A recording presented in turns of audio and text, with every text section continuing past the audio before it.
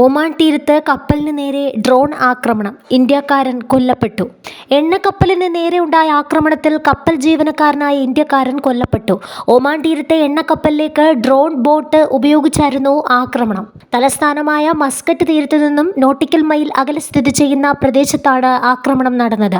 Marshal ദ്വീപുകളുടെ പതാക വഹിച്ചിരുന്ന MKD Vyom എന്ന കപ്പലിന് നേരെയാണ് ആക്രമണമുണ്ടായത്. എണ്ണ ടാങ്കറിൽ 16 ഇന്ത്യക്കാരും 4 ബംഗ്ലാദേശികളും ഒരു യുക്രൈൻ പൗരനുമാണ് ഉണ്ടായിരുന്നത്.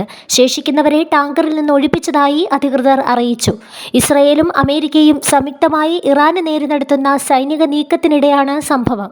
ടാങ്കറിൽ ഏകദേശം 59,463 മെട്രിക് ടൺ എണ്ണയാണ് ഉണ്ടായിരുന്നത്. ആക്രമണത്തെ തുടർന്ന് കപ്പലിന്റെ പ്രധാന എഞ്ചിൻ റൂമിൽ ശക്തമായ സ്ഫോടനവും തീപിടുത്തവും ഉണ്ടായി.